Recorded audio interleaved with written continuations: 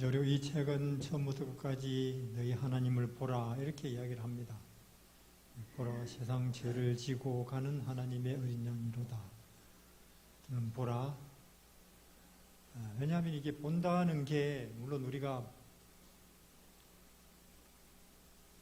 축구다 혹은 뭐 야구다 혹은 뭐 골프다 엄청나게 잘하는 사람 있어요. 저렇게 한다고 내가 그렇게 되는 게 아니죠. 우리나라에 스케이트 잘 타가지고 올림픽에 가서 1등한 자매가 있죠. 저도 봤습니다. 그 얼음에서 3바퀴를 뛰고 돌더라고요. 그래도 안 넘어지고 저 같은 사람은 서 있지도 못하는데 저렇게 하는구나 한다고 제가 그렇게 되지 않습니다. 저도 그러니까 그분 하는 말 들었는데 그렇게까지 되는데 하루에 멍덩방아를 1000번도 찍고 그랬대요. 뱅뱅 돌면서 안 넘어지려고. 근데 진리는 그렇지 않아요. 예수님이 저렇게 하네 하고 보면 나도 그렇게 해요. 실제로. 그 희한하죠? 우리를 살게 하고 하늘 되게 하고 진리 되게 하고 생명 되게 하고 빛 되게 하는 이 땅에 경건의 연습이라 그러죠. 육신의 연습은 약간의 유익이 있대요. 왜? 금메달이니까. 그걸 성경은 약간의 유익이라고 하죠. 근데 경건의 연습은 범사에 인생에 도움이 되고 하늘에 간다 그 말이에요. 의의 연습, 생명의 연습, 하늘 연습이죠. 누군데? 우리가 보고 배울 존재가 없었어요. 스가모니 아니고 공자맹자 아니고 소크라테스 아니고 그 어느 누구도 아닌데 그래서 하나님의 아들이 내려왔죠. 내 따라해라 그 말이에요. 하나님이. 예수님 나를 보라. 내게로 오라. 곧 나 따라하는 것이 진리다. 나 따라하는 것이 생명이다. 나 따라하는 것이 영원이고 무한이다 하는 이야기죠. 처음부터 끝까지가. 공자 명자 아니다. 다른 이름은 없다 천하에. 우리 그걸 믿는 거죠. 그래서 다만 그럼 왜 신자들이 그게 안 하는데? 안 보죠. 보면 그대로 합니다. 누구든지 보면. 보고 있는 동안은. 안 보고 있을 때가 안 되는 거죠. 그래서 우리가 여기 시편 126편에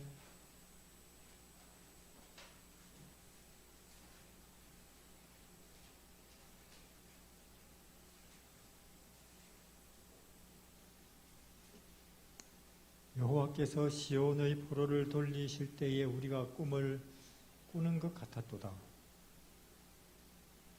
그때에는 우리 입에는 웃음이 가득하고 웃음을 참을 수가 없어요. 기뻐서 감격스러워서 노래가 거칠질 않아요. 찬송이. 이제 우리가 드디어 하늘에 발을 들여놓는 그 순간이겠죠. 참 이 땅의 고생, 불편, 스트레스, 세월을 뒤로 하고 드디어 우리가 여기서 하늘로 진출하는 그 순간 얼마나 꿈꾸는 것 같겠어요? 전 들은 이야기인데 우리는 보통 생명하면은 녹색과 빨간색을 구분 못하는 고추 빨간 거 따오라 하면 같이 따온대요. 파란 것도. 둘이 같이 있을 때 근데 아예 색 자체를 못 보는 생명이 있대요. 그 백인들 사이에 좀 흑백 세계에 사는 거죠. 태어나서. 요새 기술이 좋아가지고 그런 사람들이 색깔 보게 하는 안경이 개발됐대요. 그래서 찍어놨더라고요. 안경을 처음 딱 쓸 때 그들의 그 반응 보니까 딱 처음 딱 쓸 때 그들이 한결같이 웃거나 뭐 기뻐한다기보다 눈물부터 흘리대요. 너무나 우리 늘 보는 이 빨강, 파랑, 노랑이 그들은 처음 딱 보는 순간 그 감격스러워서. 우리 지금 그렇죠. 뭐. 우리 햇볕 여러 파장 가운데 빨주노초 파남보만 보지요. 적외선 못 보고 자외선 못 보고 이 아주 제한된 범위 안에서 소위 말해서 우리가 색깔이라는 걸 보는데 드디어 우리 눈이 열리고 여기 들어갈 때 생명이나 빛이나 진리의 세계를 우리 눈으로 똑똑히 볼 때 어떤 기분일까 하는 거죠. 꿈꾸는 것 같다고 말이에요. 꿈꾸는 것 같은.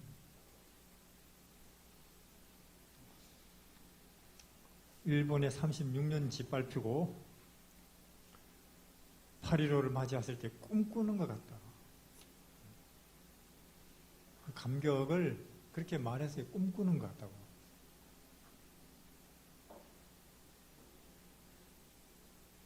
보세요. 제 지난주는 군산에 있었는데 군산 가시면은 일본식 건물 있습니다. 기와 지붕 보면 알아요. 중국 기와 지붕은 이렇게 뒤부져 올라갑니다. 그렇지? 일본은 무조건 직선이고 한국은 중간. 근데 군산 가면은 그런 7, 80년 일본식 건물. 아니 왜 이렇게 건물이 많아요? 여기 일본식 하니까 우리가 나라를 뺏기고 농사 지어놓으면 일본 걷어갔대요. 거기 익산 김제평야 거기서 수확한 쌀을 군산항에 실어서 일본으로 가져가는 일본 사람 많이 살죠. 이게 참 얼마나 슬픕니까? 우리나라 내 나라 말도 못 쓰지요. 내 나라 이름도 못 쓰지요. 우리 동네에 그 강태갑 할머니 95세입니다. 그때 여학교에 다녔는데 이렇게 책을 갖고 가다가 딱 넘어지면 저절로 아이고 소리 나오죠? 근데 아이고 했다고 때린대요. 일본말로 아이고 해야지. 그러니까 이게 환장할 거 아니에요. 그런 세월을 사니 그러니까 이게 저는 그런 이야기 들었어요. 그렇게 비참한 세월 나라를 뺏기고 농사 지어도 다 뺏기고 이름도 못 쓰고 말과 글도 뺏기고 근데 그때에도 뭐 자살, 우울증 혹은 뭐 불면증 별로 없었대요. 그 비참한 일제시대에 왜? 삶의 목표가 분명하다. 뭡니까? 독립하자. 나라를 다시 찾자. 그 말이죠. 6.25 들은 이야기 있습니다. 부모 보는데 자식이 총 맞아 죽어요. 자식이 보는 데서 폭탄 터져서 부모가 죽는 거예요. 그 험악한 세월 6.25 전쟁통에 자살, 우울증 혹은 불면증 이게 오히려 별로 없었대요. 왜? 목표가 분명해요. 살아남자. 이 난리에. 우리 어릴 때 걸어서 15리 다녔죠. 저희 누님들은 동네 우물에 가서 물 양동이에 길어왔어요. 공동 우물에. 이거 어디요? 많이 봤습니다. 근데 어김없이 양동이는 물이 세대요. 그럼 이렇게 하면서 와요. 그걸로 밥하고 설거지하고 온종일 밭에서 일하고 나무하면 일하고 빨래터에서 일하고 저녁에는 안 자려고 애를 써요. 촛불 켜놓고. 왜? 양말 깨매고 자야 되기 때문에. 애를 쓰다가 옆으로 비스듬히 넘어졌다. 그럼 아침이에요. 불면증이 어디 있어요? 우리도 한번 잘 살아보자. 그 말이죠. 당시에.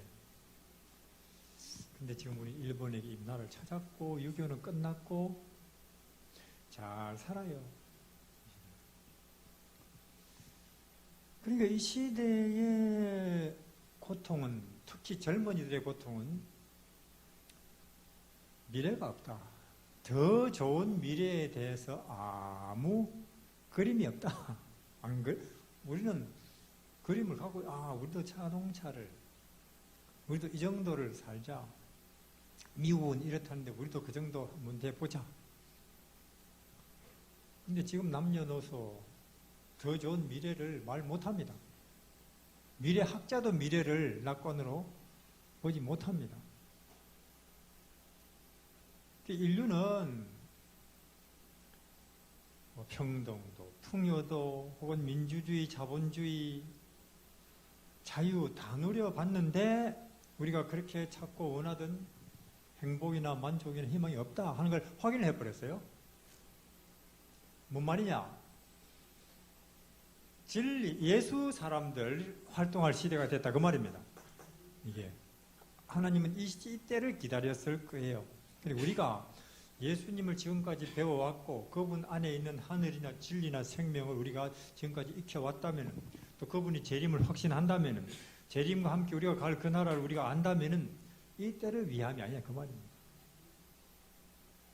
모르드게 에스더에게 말했죠. 네가 왕비된 건 이 때를 위함이 아니냐 하는 것처럼, 우리가 1844년 이후로 이 책이 말한 하늘과 땅, 인생과 역사, 가치와 의미에 대한 실상을 우리가 배워왔다면 이 때를 위함이 아니냐 그 말이에요.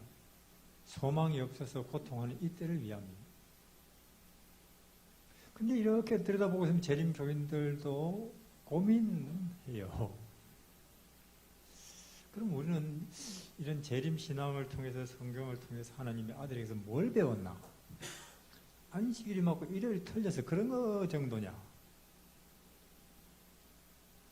소망이 불분명해서 고통입니다. 이 시대는. 근데 우리는 참 예수님의 재림이라고 하는, 재림과 함께 오는 그 위대한 나라, 가장 빛나는 소망을 이 시대에 이야기하면서 시대 사람들을 위로하고 초청해야 될 백성이에요. 우리가. 그걸 위해서 존재하는 교회고, 꿈꾸는 것 같을 것입니다. 꿈꾸는 것 같은. 사실 우리가 몸이 먹고 사는 걸로 친다면 우리 이 시대 임금님은 옛날 임금님보다 더 잘 먹고 더 잘 살죠. 옛날에 임금님이 언제 겨울에 딸기 먹습니까? 저 같은 사람 딸기 먹어요, 겨울에. 옛날에 임금님이 서울에서 여기 부산 행차 한번 하시려면 뭐 타고 오겠어요? 가만 타고 맨날 며칠, 여름에는 덜덜 떨면서, 여름에는 겨울에는 떨고, 여름에는 비질비질 땀 흘리면 오겠죠? 우리는 시원하게, 따뜻하게 몇 시간 만에 와버립니다. 저 같은 사람들. 참 물질로 친다면 단군 이래로 지금보다 풍요한 시대는 없는데, 또 한편 우리는 지금보다 사람들이 우울해하고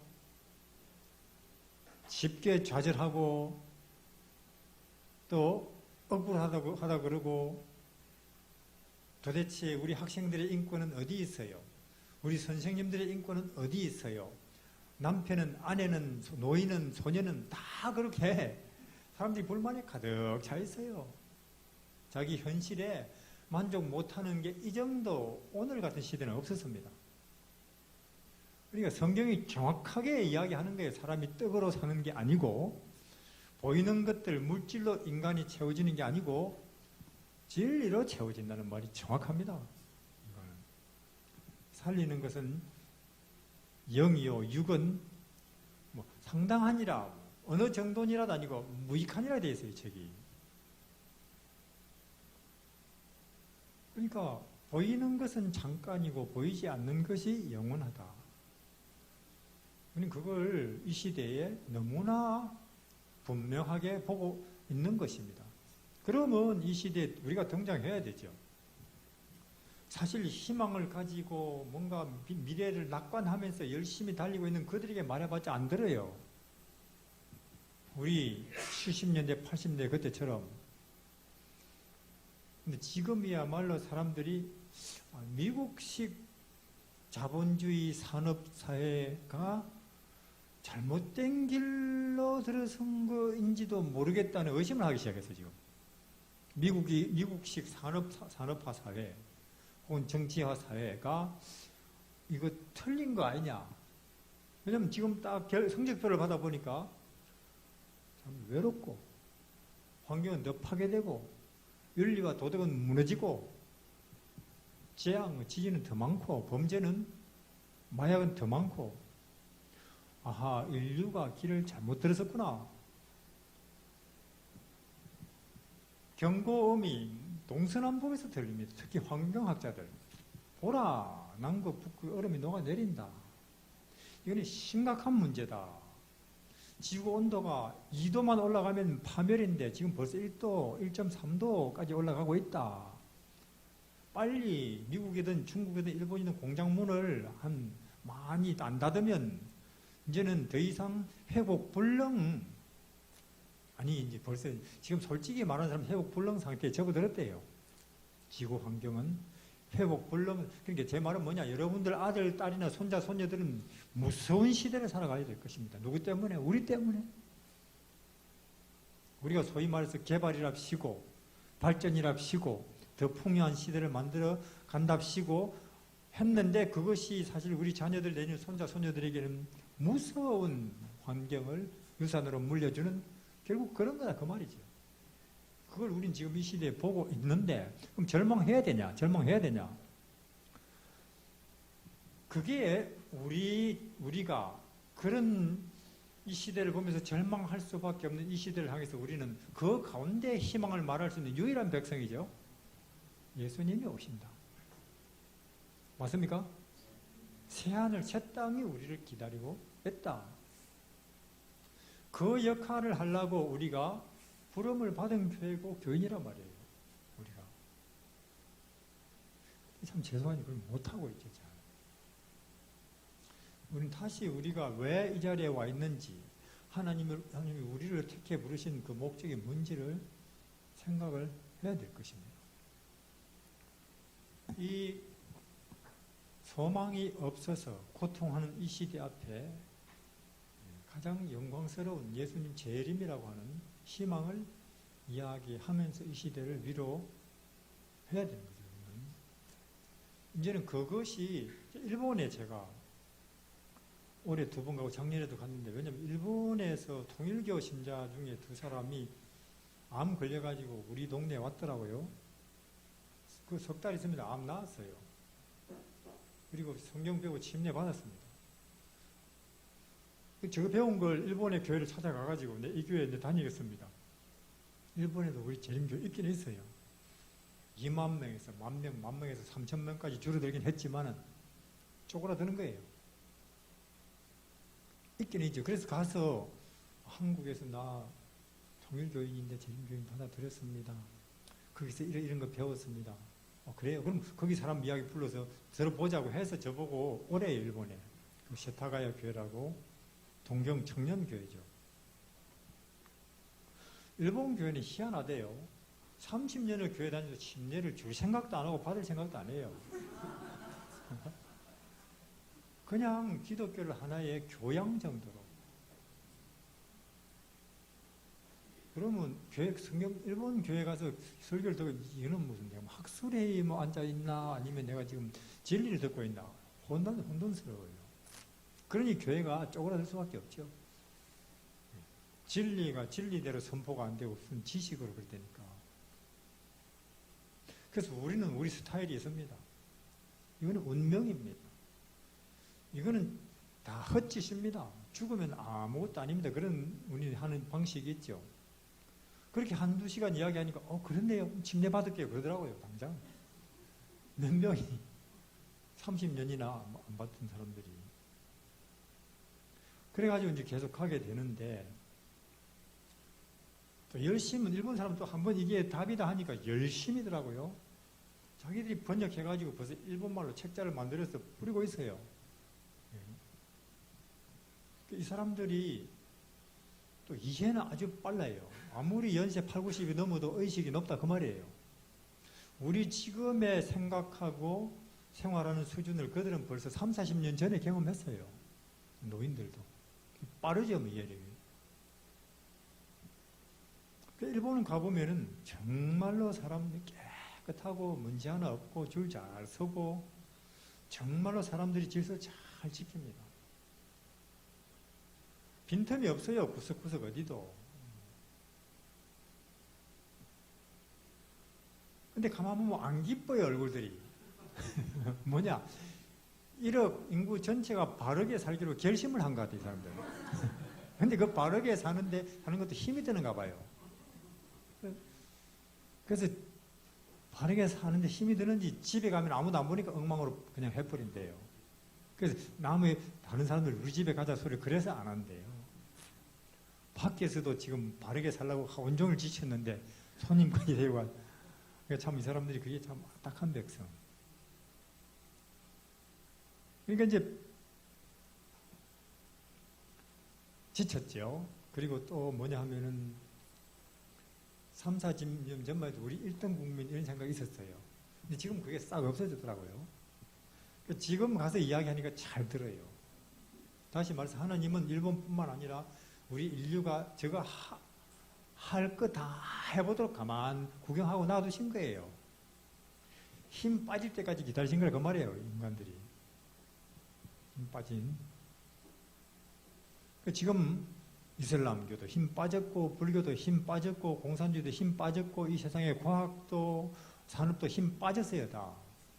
해봤는데 답 아니잖아요. 심지어 기독교도 힘 빠져버렸습니다. 안식일교도 힘 빠진 모습이잖아요.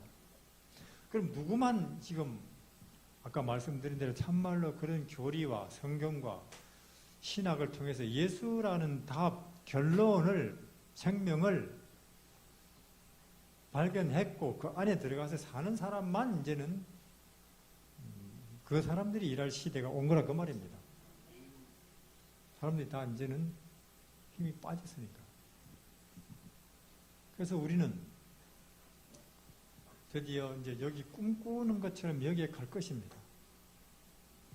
우리 일본에 36년 참 밟히고도 해방된 게 그렇게 감격스러운데. 그 시문 선생님이 이런 시를 썼지요. 상록수 쓰신 분, 아직 식민지 때에 그날이 오면, 이렇게 그날이 오면 동해 바닷물이 깊어서 노래할 것이고 백두산이 동싱동싱 춤을 출 것이고 해방이 오면 우리말 마음대로 쓰고 하는 나는 기쁨을 못 이겨서 내 가죽을 벗겨서 북을 만들어서 둘러내고 골목골목 다니리라 이렇게 시문 선생님이 시를 썼죠. 근데 결국 시문 선생님은 그날 못 보고 감옥에서 죽었어요. 일본 감옥에서. 또 이제 윤동주 선생님 같은 그런 시를 썼지요. 하늘이 우리를 한 점 부끄러움이 없기를. 그러나 바람만 불어도 나는 왜 내 인생이 이렇게 부끄럽냐? 왜? 나라를 일본에 뺏긴 식민지를 사는 젊은이란 말이에요, 내가. 나라를 일본에 뺏기고 식민지를 사는 젊은이가 어디서 뭘 한들 안 부끄럽겠어요. 그래서 막 별을 헤면서 별이 저렇게 아득히 멀듯이 우리나라도 그날이 아득히 멀게만 느껴집니다. 이렇게. 나는 별빛이 쏟아진 언덕 위에 내 이름을 써보니 내 이름이 너무도 부끄러운 이름이라서 나라 뺏긴 식민지 아들 이름 아니에요. 윤동주. 부끄러워서 헐고로 내 이름을 덮어버렸습니다. 그러나 어느 날 어른 내 별에도 봄이 오면 독립이 오면 우리 땅에도 내 이름이 덮인 이 언덕에도 풀이 자랑처럼 무성하겠지요. 이렇게 독립을 염원하다 그도 죽었어요. 못 보고. 우리는 참 그 후손들이 돼가지고 이같이 마음대로 우리말 쓰고 지금 일본 지까지 이런 식으로 말하고 있어요. 우리는 독립했기 때문에. 참 그들의 덕분입니다. 근데 우리 생각을 해봐요. 또 한편 아무리 독립을 했어도 우리는 그렇게 안 기쁘고 그렇게 안 행복하고 그렇게 평화롭지 않잖아요, 지금. 이거는 진정한 독립이요 해방이 아니라 그 말이에요. 우리는 일본보다 더 참 사악한 존재예요. 사탄에게 우리가 지배를 받는 지 벌써 6천년 전입니다. 이 땅의 모든 전쟁, 모든 분쟁, 모든 문제, 고통의 원인이 거기에 있어요. 6천년째 시달리는데 이 6천년을 시달리다가 드디어 예수님이 오시고 해방되는 그날의 기쁨은 어떻게 했느냐 그 말이에요. 그날이 오겠지요? 반드시 올 것입니다. 믿으시길 바랍니다. 반드시 그날이 오니까요. 또 저는 그날이 멀지 않다고 확신합니다. 시대 이렇게 돌아가는 걸 볼 때, 예언이 성취되는 걸 볼 때, 온 세상에 복음이 다 들어가는 걸 볼 때, 환경이 파괴되는 걸 볼 때, 그 무엇보다도 인간의 윤리와 도덕성이 이렇게 한없이 추락하는 걸 볼 때, 그리고 인류는 더 이상 어떤 이념적으로도 혹은 기타 다른 방식으로 더 좋은 미래를 꿈지 못하는 시대가 올 때 그는 예수님 재림밖에 없다 그 말이거든요. 우리는 그렇기 때문에 우리는 6천년을 시달리고 있는 우리에게 하나님이 재림과 함께 영원한 해방을 몰고 오실 것이다. 여기에 초점을 맞춰야 됩니다. 저는요 이런 생각을 했어요. 왜 인간이 이렇게 돈 아무리 많아도 아무리 높은 자리에 올라가도 또 좋은 생활 조건을 갖추어도 만족이 없나? 그 이유를 알았습니다. 뭐냐면은 여기 시편 49편에 보면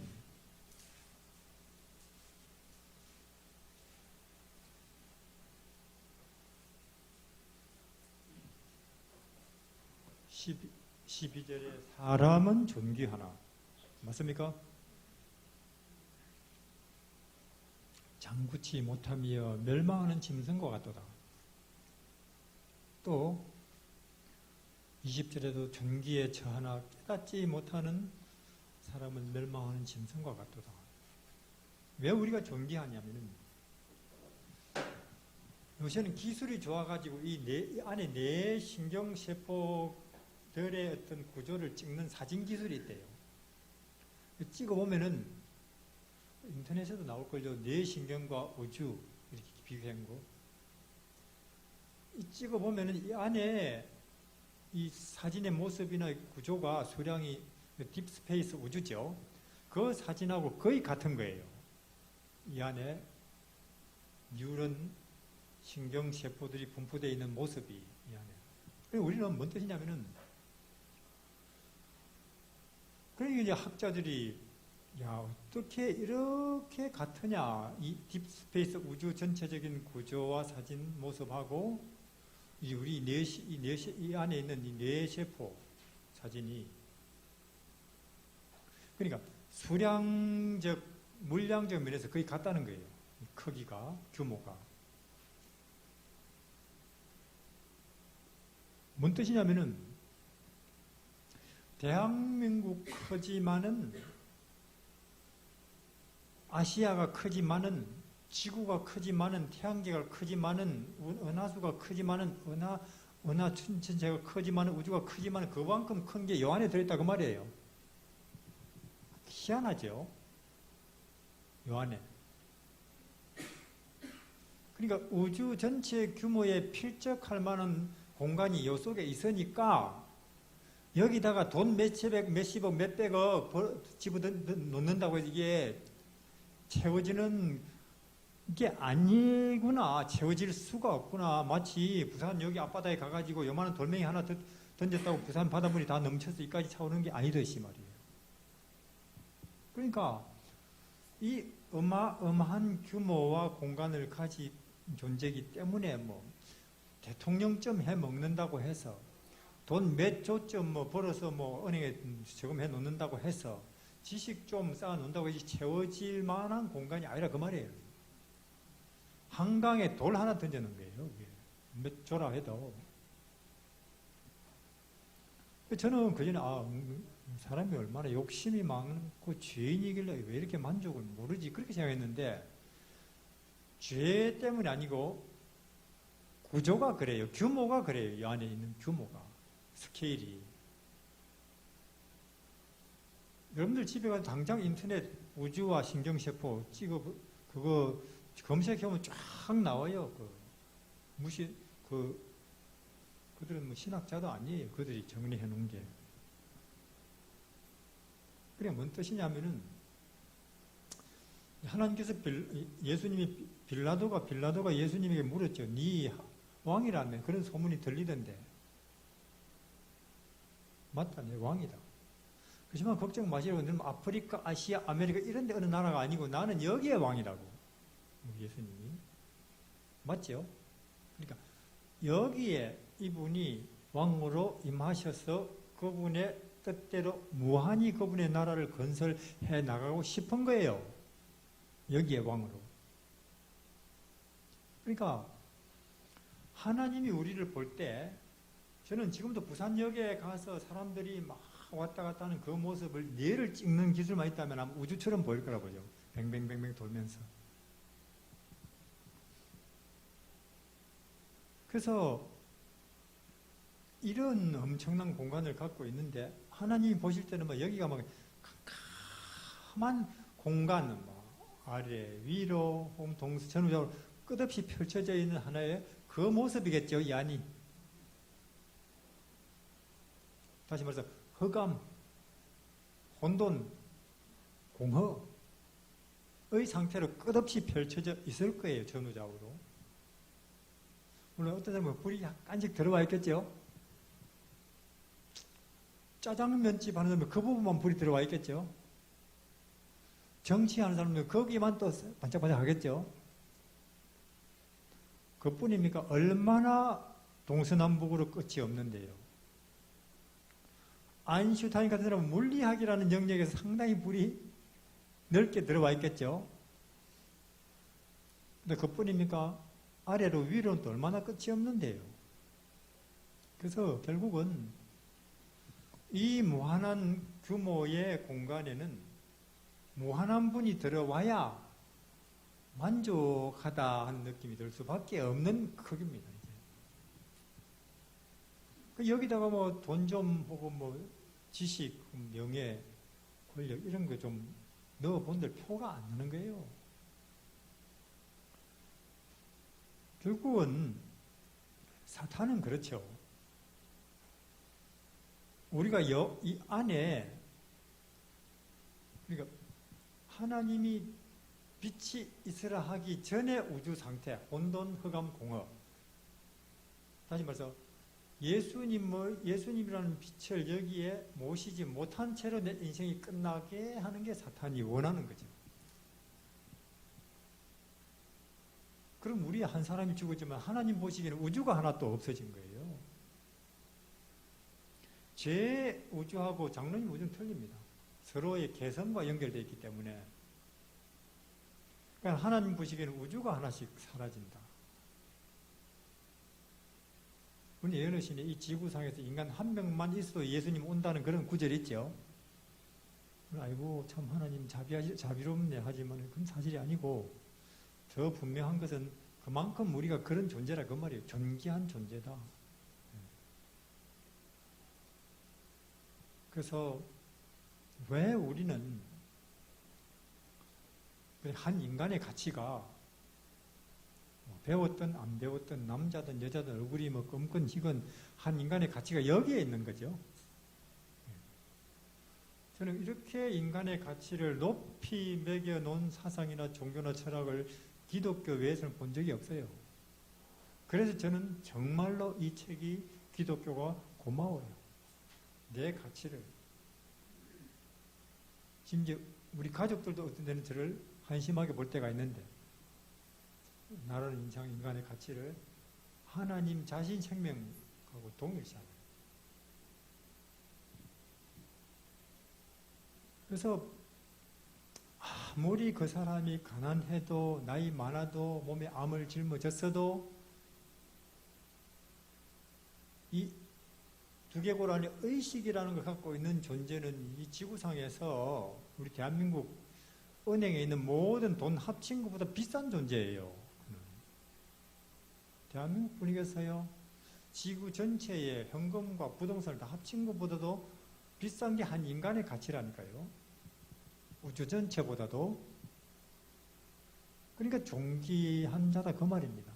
그런데 그렇게 존귀한 존재인데 모르면 짐승하고 뭐가 다르냐 그 말이에요. 이게 멸망하는 짐승과 같더라. 그걸 모르게 인간 인생 끝나게 하는 게 마귀가 하는 일이라 그 말이에요.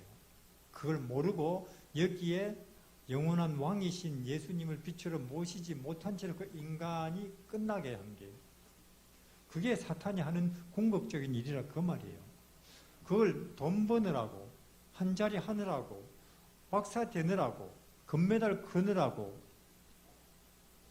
술을 먹느라고, 게임을 하느라고, 농사 짓느라고, 하여튼 무슨 일이든 다 좋아요. 다만 여기에 예수님을 빛으로 왕으로 모시지 못하는 채로만 끝나면은 마귀는 성공하는 거예요.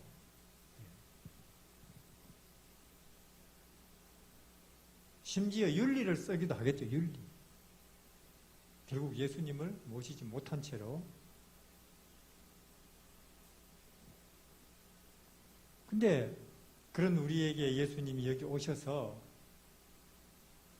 우리 이런 말이 있습니다. 땅이 있어야 교회를 짓지, 학교를 짓지. 하나님도 그래요. 땅이 있어야 나라를 만들지. 이해하시겠습니까? 땅이 있어야. 그러니까 문을 두드리노니 우리는 이 땅에서는 나 여기 화장실 지어야지. 그럼 땅이 나 화장실 싫어, 여기 교회 지어주세요. 우리의 땅은 그런 선택 안 합니다. 하나님의 땅은 희한하게 자기 의지가 있어요. 싫습니다. 그럼 하나님도 어디 못지 못하는. 그래서 우리 이 의식 세계를 가진 인간의 이 무한한 공간에 들어오셔서 예수님이 영원한 왕으로, 그리고 그분의 생명과 빛과 의의 나라를 영원히 건설해 나가실 것입니다. 우리 안에. 그렇기 때문에 우리 여기 존귀에 처한다. 우리 한 인간의 가치가 그렇다. 가능성이. 그런데 깨닫지를 못하면은 짐승과 하나도 다를 게, 적어도 먹고 살다가 죽어서 땅속으로, 우리도 이 땅에서 먹고 살다가 땅속으로, 뭐가 다르냐 그 말이에요. 저희 사는 데서 광천까지 7km. 가끔씩 차 몰고 가다가 앞에 큰 트럭 지나갑니다. 소 운반차, 돼지 운반차. 축산단지이기 때문에. 가끔 보면 돼지들이 가득 싣고 가요. 그 광천 입구에 홍주 미트라고 큰 도살장이 있거든요. 차를 몰고 이렇게 보면서 가면 돼지들끼리 그 트럭 안에서 밀고 막 싸우고 그래요. 내 자리다 하는 것 같아요, 큰 놈들이. 10분 후면 다 도살장에 가 있을 건데. 우리가 이 땅에서 뭐 삼성이냐, 애플이냐, 미국이냐, 중국이냐, 너냐, 나냐 하다가 재물이, 권력이, 지식이, 실력이 죽어서 끝이라면 뭐가 다르냐 그 말이에요, 그것들하고. 똑같다는 거죠. 존귀에 처하나 깨닫지 못하면, 뭘 못 깨닫냐, 내가 어떤 존재인지를 모르면은, 또 내가 어디쯤 있는지를 모르면은, 또 하나님이 어떤 분인지를 모르면은 인간은 뭐 된다고요? 짐승된다 하는 것입니다. 짐승된다. 창세기에 보니까 이 짐승 세 종류가 나오대요. 하나님이 계시고, 사람이 있고, 짐승이 있는데, 그 정의가 뭐냐면은 짐승의 정의는 인간의 다스림을 받는 존재. 그걸 됐죠? 다스리라. 인간은 뭐냐? 정의가 하나님의 다스림을 갖는 존재. 네 발로 걷냐 두 발로 이게 아니고 인간의 관리 내지는 영향 내지는 다스림을 받는 존재는 뭐라고요? 짐승. 언제 우리는 드디어 인간이 되느냐? 예수님의 영향 속에 살 때 드디어 인간이 된다 그 말이에요. 자, 우리가 석가모니의 가르침과 다스림 속에 산다. 그럼 우리는 뭐예요? 짐승입니다. 석가모니 인간이기 때문에. 공자, 명자의 가르침 속에 산다. 그럼 난 뭐냐? 짐승이에요. 영화 배우니 뭐 운동선수니 그들이 주로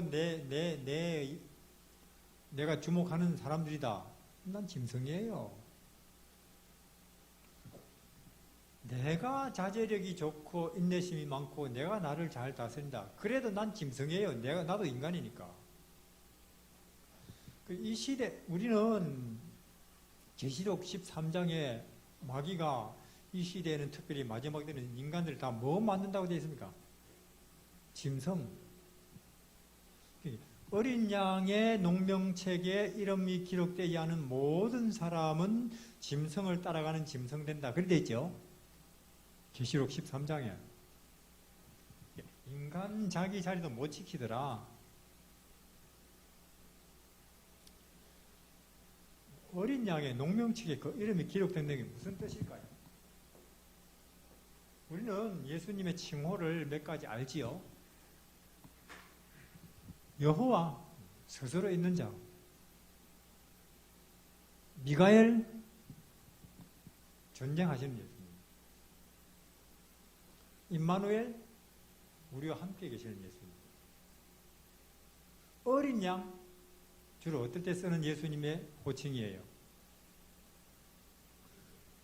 희생당하시고 짓밟히시고 고난당하시고 멸시당하시는 하나님을 이야기할 때는 뭐로 부른다고요? 어린 양. 그러니까 어린 양의 농명책에 이름 든다. 그 말은 짐승들은요 어른거립니다. 같은 거 놓고 서로. 짐승들은 자비심이 있는, 물론 새끼를 기를 때는 호르몬이 나와요.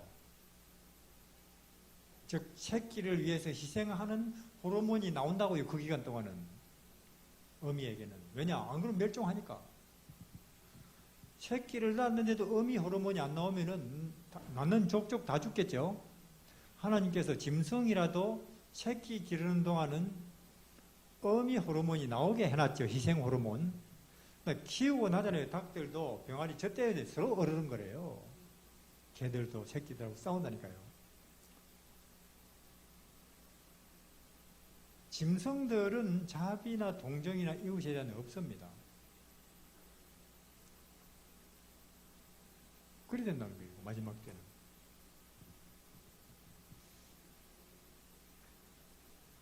그럼 양도 짐승입니까? 염소도 짐승입니까? 닭도 짐승입니까? 제 말은 내가 안 악하다고 나는 인간이지 그렇게 생각하면 오해라 그 말입니다. 착한 짐승도 있으니까. 맹수도 있듯이. 다만 내 성질이 어떻든지 간에 난 언제 드디어 영혼이 되고 인간이 되느냐. 예수님의 어린 양의 농명책에 그 이름이 되는 예수라는 분, 희생당하시는, 고난당하시는, 멸시당하시는, 그리고 죽으시는, 그것도 나를 대신은 이 예수의 영향 속에, 다스림 속에, 관리 속에 있을 때 드디어 우리 인간이 되지. 그렇지 않으면 다 뭐 따라간다고요? 짐승 따라간다고. 계시록 13장에 왜냐? 시대가 그렇게 될 수밖에 없도록 되어 있어요. 지하철을 타보면은 과거에는 노인이 타면 앉으세요 그랬습니다.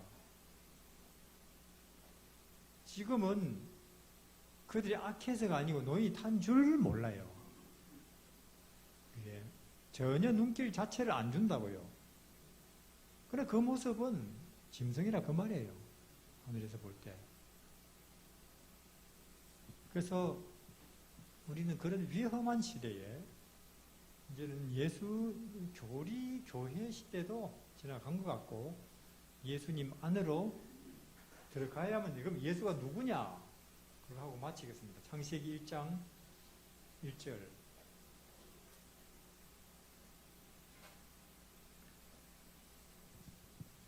태초에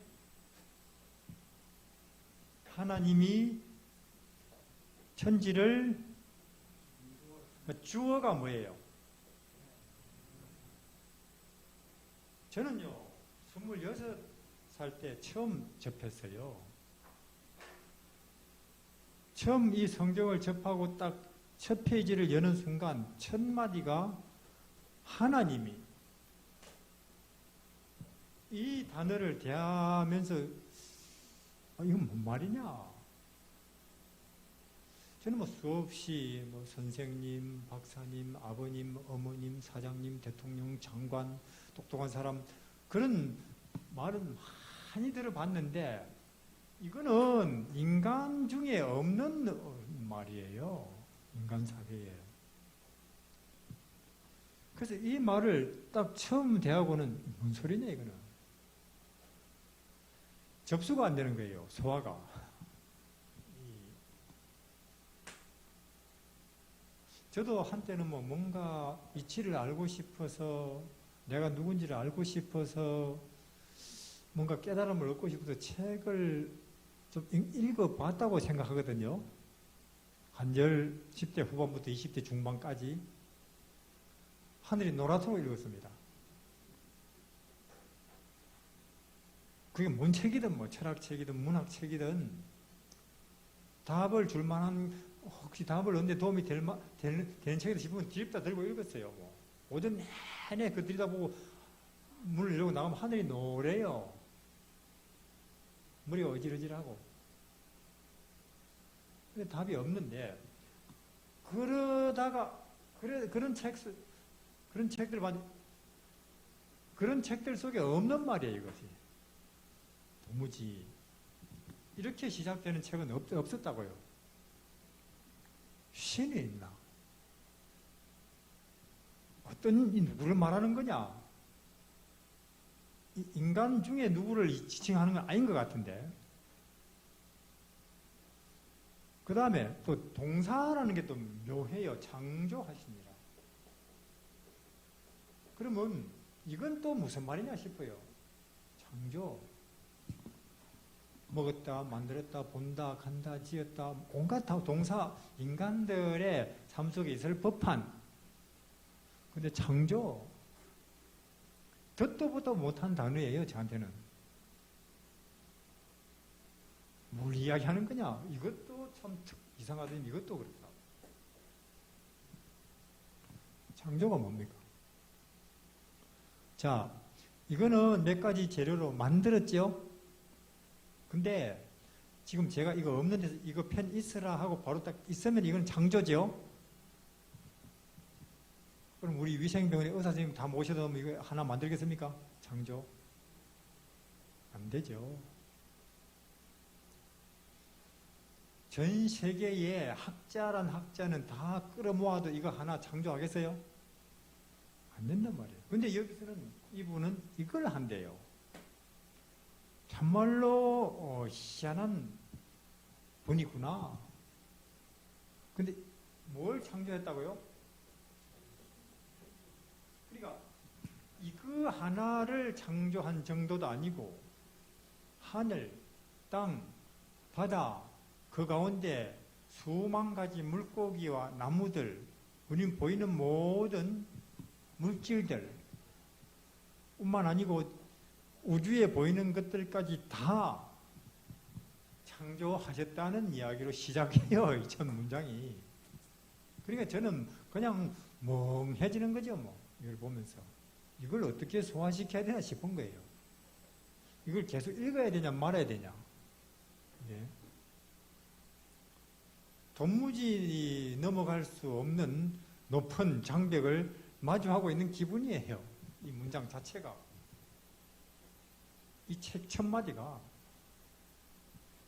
모르겠어요. 여러분들 어떻게 읽었는지 몰라도 그냥 통독 안 합니까? 통독 이런 식으로 10번, 20번 안 읽습니까? 그렇게 읽는 사람도 있기는 있겠지만 저는 그게 안 된다고요.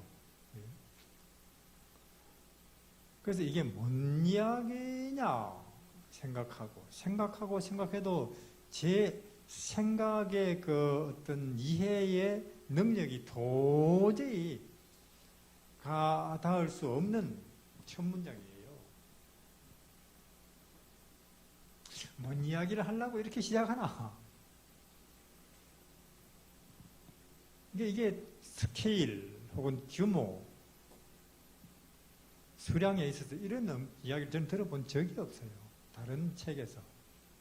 어떤 종류의 책이든지 간에 첫 마디가 이런 규모와 이런 스케일을 가지고 시작하는 걸 본 적이 없다니까요. 그래서 이 책이 무슨 이야기를 하려고 이런 거 하고 넘겨봤거든요. 정말 넘겨볼수록 다른데 한 마태복음 1장쯤 가니까 더 특별한 이야기가 나오는데 아까는 어떤 그냥 규모, 스케일에 있어서 물량 면에서 엄청나더니만 이런 또 어떤 정서 혹은 감동, 의미라는 부분에 있어도 엄청난 말이 나오는데 이 어마어마한 분이 인간이 돼가지고 우리 가운데 와 있었대요. 저는 참말로 우주 어디인가에 이런 분이 존재한다면 만년을 기다려도 만나보고 싶다 그런 생각이 들었거든요. 만년이 뭐예요? 100만 년을 기다려도 이런 분이 존재한다면 만나보고 싶다는 생각이 100만 년도 기다릴 용의가 있어요. 이 엄청난 분. 이런 규모에 비교하면은 이런 스케일에 비교하면은 바이든 대통령, 윤 대통령 아무것도 아니라는 생각이 들 수밖에 없어요. 그저 인간들은. 물론 도토리도 자세히 보면 약간 크고 작고 그래요. 근데 그 옆에 지리산 같은 게 나타나 버리면 그것들이 비교한다는 게 무슨 의미가 있어요? 이런 이야기를 앞에 놓고 볼 때. 근데 이 어마하신 분이 우리 인간들 속에 30년을 와 있었대요. 우리하고 같이. 우리처럼 먹는 밥 먹고 물 마시고 우리 입는 옷 입고 살았대요. 우리 가운데서.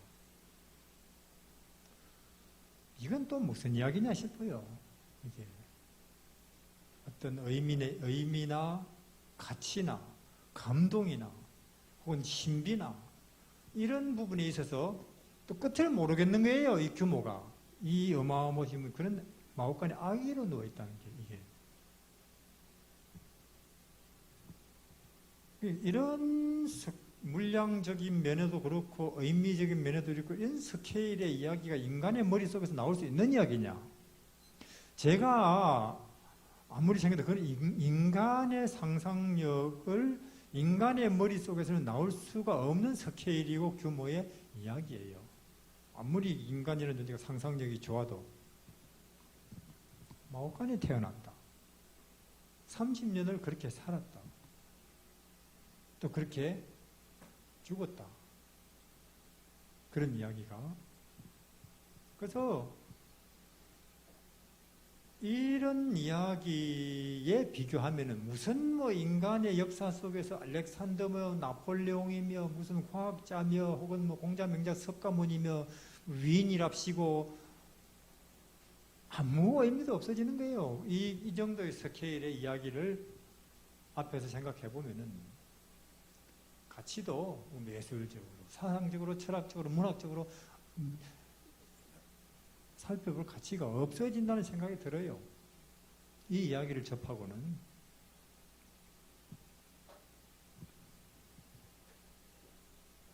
그래서 저는 이 이야기에서 나타나는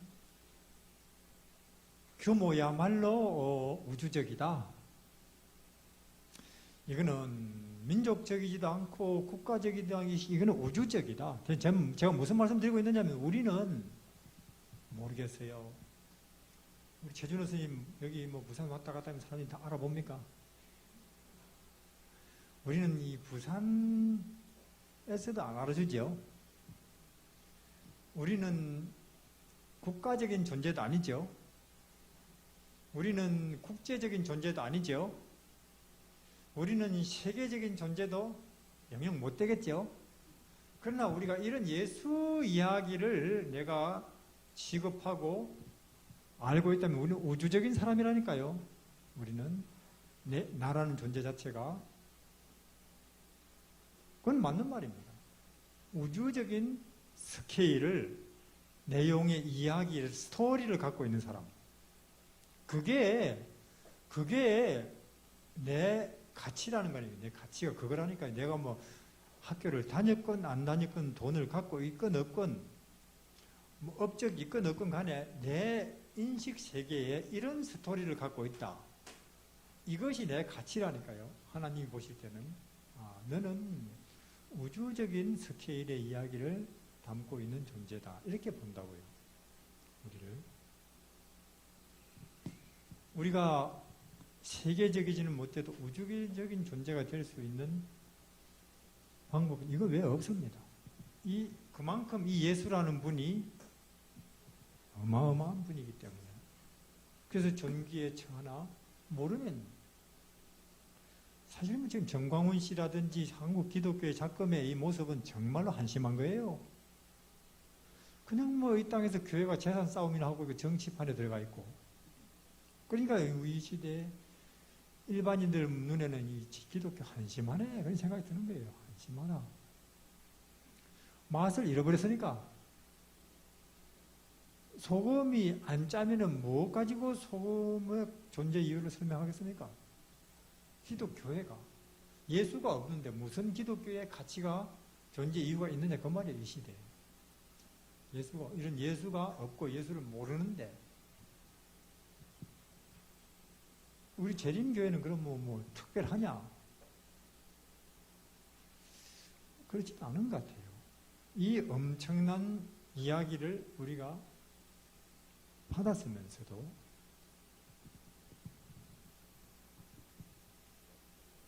그러니까 이 낮은 데서 자유케 된다는 말이 그 뜻인데 여기를 알 때 예수님을 근데 또 더 특별한 사실은 뭐냐? 이 어마하신 분은 왜 이 땅에 33년 동안 살면서 그런 일을 당했느냐? 나 때문이래요.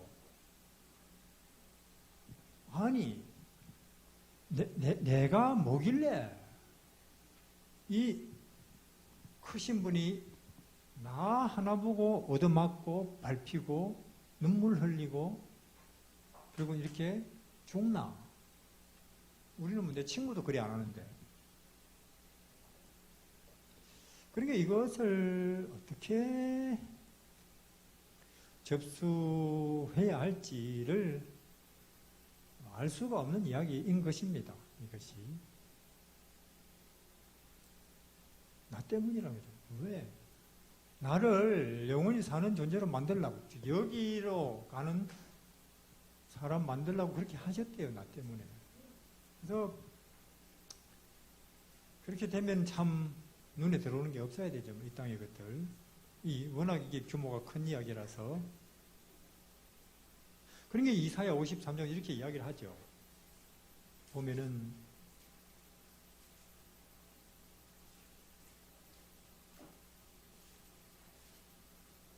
우리 전하는 것을 누가 믿을까? 이런 큰 규모의 이야기를 누가 믿겠느냐 그 말이에요. 이게. 여기서 잘 안 믿어요. 나도 잘 안 믿고 이런 이야기는 너무도 깊고 높고 커서 이런 이야기를 천지를 태초에 그분이 만드셨다. 천지를. 그리고 그분이 이 땅에 인간으로 태어나서 손구석에 살았다. 그리고 내 대신 매 맞았다. 내 대신 밟혔다. 그리고 내 대신 죽었다. 이런 이야기를 누가 믿을까? 성령의 감동 입은 사람만 믿죠. 그냥 우리 이해력으로 믿어지는 수가 없는 규모의 이야기니까. 여호와의 팔이 네게 나타날까?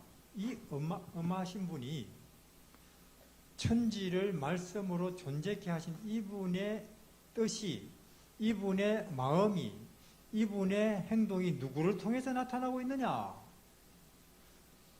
그 나사렛 아이, 그 아기를 통해서 나타나고 있다. 누가 믿어주겠어요, 그걸? 분명히 이 어마어마하신 분이 예수를 통해서 진리, 생명의 빛, 표현되고 있는데 그걸 누가 믿어? 그 시대 아무도 몰랐습니다. 그걸 알았다면은, 저 아이가 하는 저것이 생명이고 빛이고 하나님의 마음이구나, 진리고. 그럼 뭐 비디오 찍었죠, 뭐. 30년을 그 동네에서 아무도 주목하지 않아요. 왜 그러냐? 제가 말씀드렸잖아요. 너무 큰 이야기라서.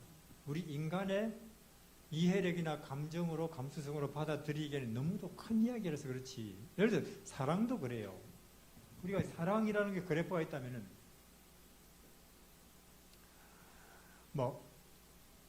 예를 들어서 50에서 100 정도 사랑은 우리 잘 이해해요. 감동하고 눈물 흘리고 드라마를 쓰든 소설을 쓰든. 왜? 체질에 맞으니까. 인간의 이해와 감정에 쉽게 공감되니까. 춘향전, 로미오와 줄리엣. 그러나 우리가 듣는 것도 제 들은 이야기는요, 주파수가 너무 커버리면은 이 지구라고 하는 큰 이 존재가 1초에 30km로 움직이잖아요. 우리 자동차 시속 100km만 가도 소리가 꽤 나죠? 바람 스치는 소리. 근데 자동차보다도 엄청나게 큰 지구가 시속 100km가 아니고 초속 30km로 달리는데 우리 소리 못 들어요. 너무 커서 그렇답니다.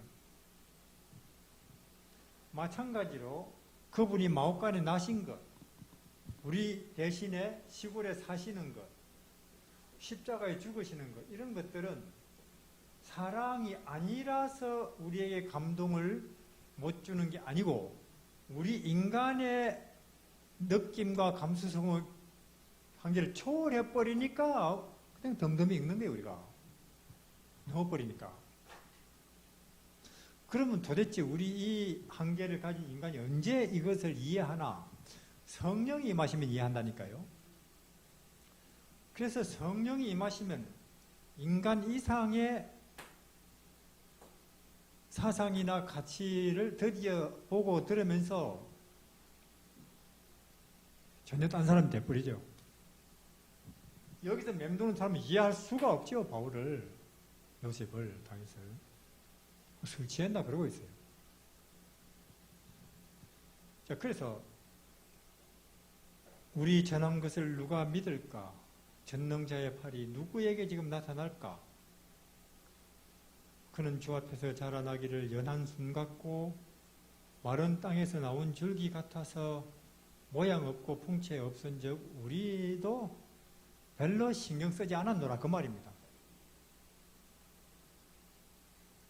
그는 멸시를 받아서 사람에게 실어버린 바 되었습니다. 멸시를 받았습니까?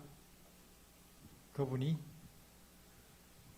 우리 지금 이 땅에서 받는 멸시는 그분이 받은 멸시에 비교하면은 새발을 피죠.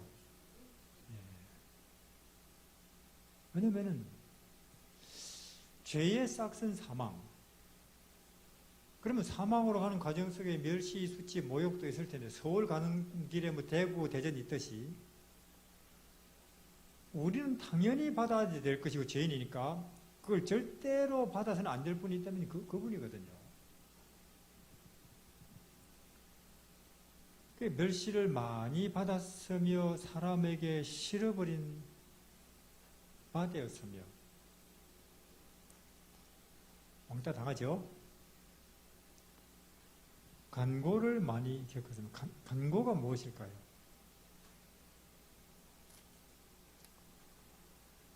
여러 가지 이유로 인정 못 받고 따돌림 당하고 쓸쓸하고 억울하고 오해받고 이런 것이 간고죠.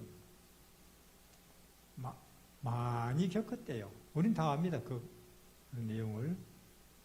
그러니까 혹시 여기 우리 멸시당한다, 억울하다, 외롭다, 오해받는다, 예수를 보시기를 바랍니다.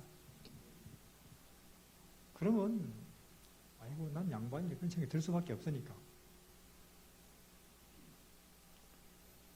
사람들에게 얼굴을 가리우고 보지 않음을 받는 자 같아서 멸시를. 우리는 분명히 저 사람이 날 아는데 마주치면서 저쪽으로 돌이키고 그럼 참 기분이 안 좋겠죠. 근데 그 정도가 아니고 아예 이거는 뭐냐면 저 온다 그러면 아예 부처님 얼굴을 가려버려요. 부정산다고. 그 당시 나환자를 대할 때 그랬습니다. 온다 그럼 얼굴부터 딱 가립니다. 그리고 돌 찾아서 오지 말라고. 그런 취급을 당했고 우리도 귀하게 눈이 안 열려서 그냥 아이고 그냥 목수가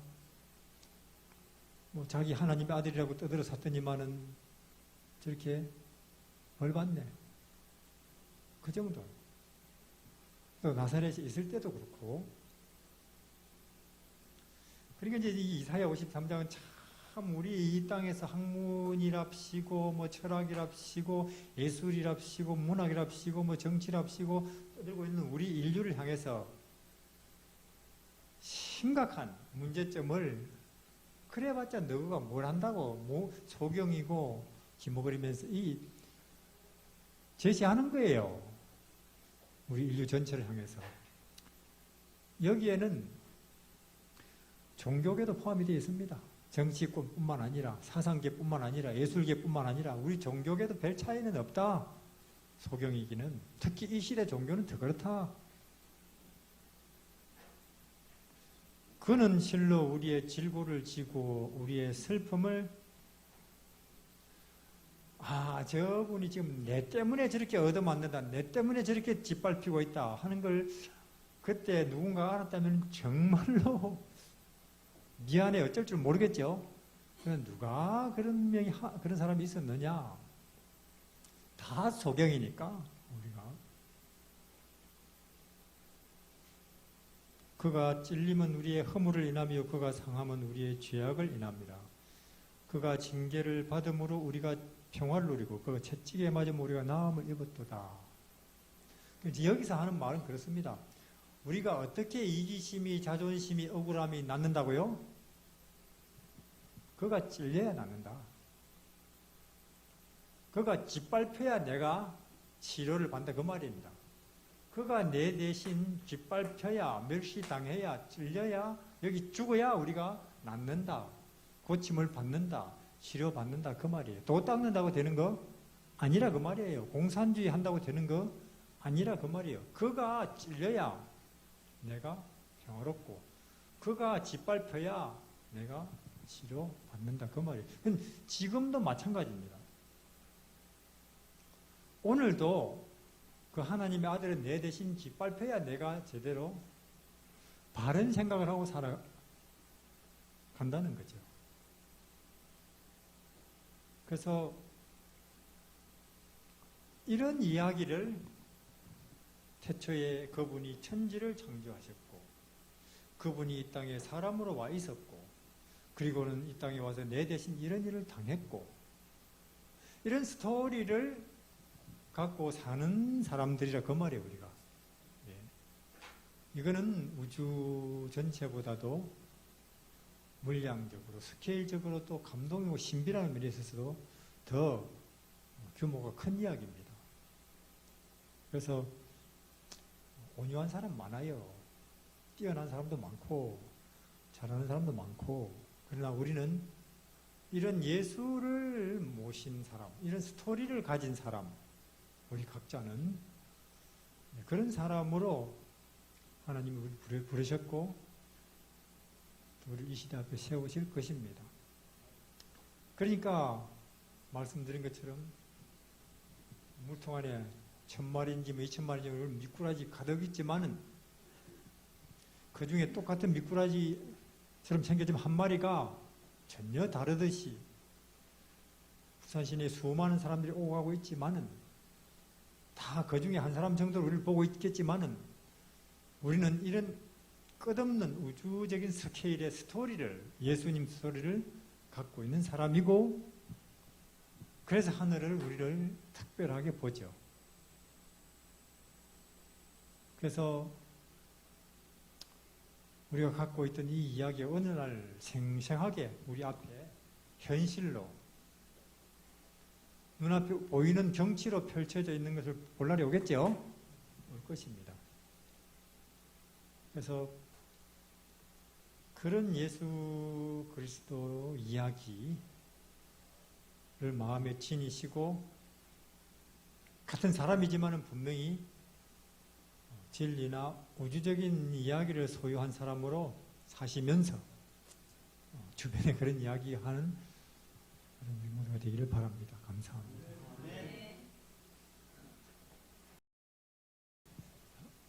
우리 하나님, 우리는 나를 포함해서 우리 인간이 이렇게 존귀하고 또 규모가 있고 스케일을 가진 존재인 줄 몰랐습니다. 우리는 그냥 이 땅에 태어나서 7, 80년을 땅에 있는 것들 잠시 소유하고 누리다가 흙으로 끝날 그런 운명인 줄 알았습니다. 그러나 우리가 하늘로부터 오신 책, 주어진 책, 진리의 말씀을 통해서 볼 때 또 우리 의식 세계 구조를 볼 때 우리에게는 분명히 무한성이 있고 영혼의 특징이 있는 것입니다. 이러한 우리를 위해서 하나님이 하신 일들, 이 땅에서 겪으신 일들, 그 구원의 규모가 얼마나 큰지 우리는 알 길이 없습니다. 우리가 나타난 것을 볼 때에 영원한 생명으로 가는 것이요, 또 거기서 우리가 영광의 나라에서 우리 하나님을 아름다운 덕을 선전하는 일들이 우리를 위해서 기다리고 있는 것입니다. 시대가 소망이 없어서 고통하고 있습니다. 이런 이 시대 앞에 예수님 이야기를 통해서 무한을 이야기하고 그들을 영혼으로 초청하고 또 주의 재림을 이야기하면서 이 시대를 위로해야 할 수 있는 교회가 되게 해주십시오. 각 사람 마음속에 하나님의 영이 임하셔서 일반 우리 인간 세계보다 높은 세계를 똑똑히 보게 하여 주시고 또 그런 깨달음과 이해를 통해서 우리 이 땅에서 지금보다 더 큰 자유함과 더 큰 감사와 소망 가운데 살고 주변을 초청하게 하여 주십시오. 예수님 이름으로 기도드립니다. 아멘.